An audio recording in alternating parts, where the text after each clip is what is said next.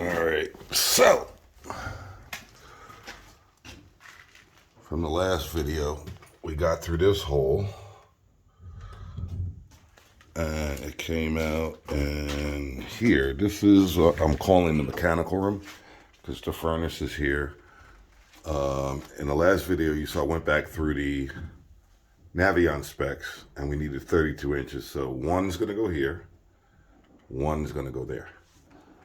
So what we did was, this is probably the edge, probably about 1 inch to 2 inches away from the outer jacket of the Navion. So it'll start here and it'll go to about here. I think they're 17 inches wide, skin to skin. I always use 20 or 18 to have extra room. So we got that. This is gonna be the cold feed for, let's call it Navion 1. And then we came back. This is going to be the cold feed for Navion 2, which is going to be over there on that wall, in that space. That space is perfect for the Navion, put it that way.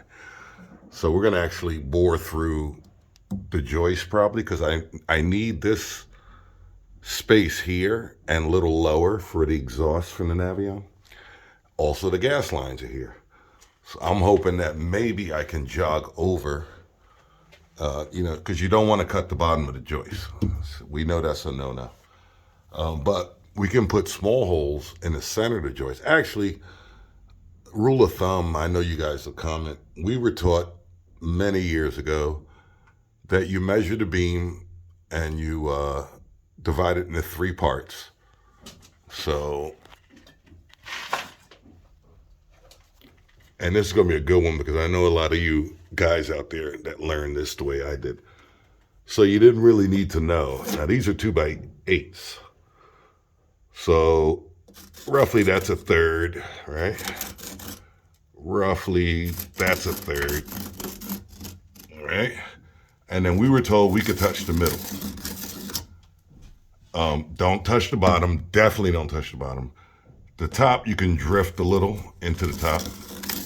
So I've been putting 2 9/16 holes in some of these beams, but I also make sure sometimes when I do it, I'm above a wall.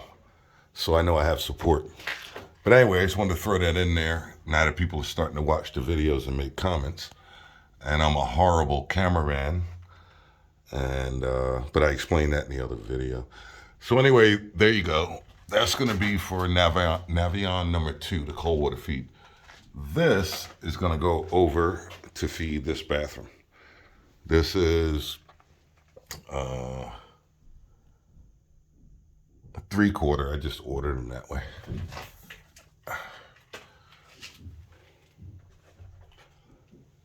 So what we haven't figured out yet is we're going to make a turn here. We've got an end. So we're going to make a turn. And we're going to cut across on the turn.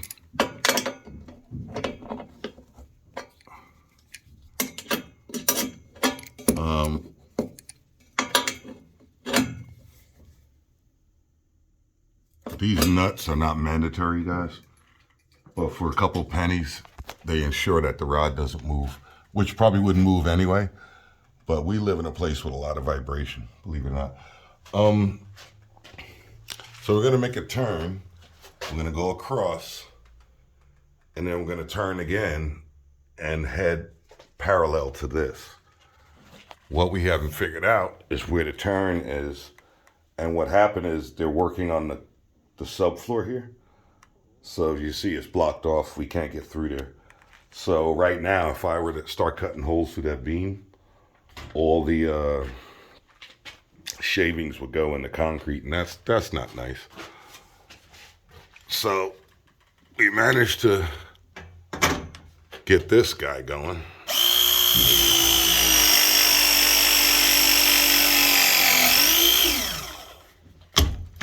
And that's the last T before our turns. Let's see if I can go over here and give you a shot of where we're trying to go. So yeah, we don't want to fall in the concrete. We want to come across You see there, so 1, 2, 3. And I believe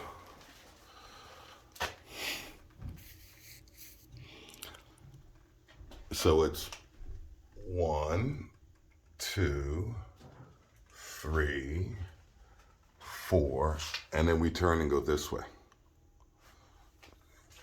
So light's blocking. I think this is the bay we want to be in, because from this bay we can jog over and go up and rise to the second floor where the master and common bathroom are. The third floor bathroom is over there. So probably as we're coming across here, we'll do a T and T across for the third floor bathroom.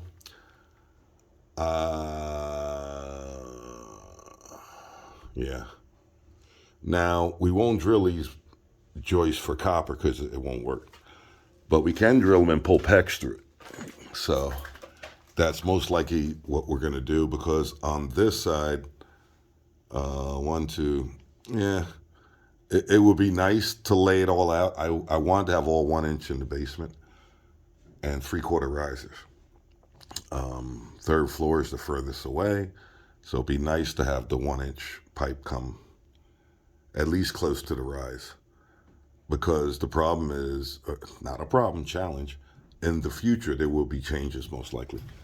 And if I go undersized now, it's not going to work for the future of what's planned. I think this house might be around 3,600 square feet, somewhere around there, close to it. And this is not the only structure on the property. So, all right, so there you go. That's a long-winded version of getting the water line started. Glad to get them started finally. The other thing that was done was, and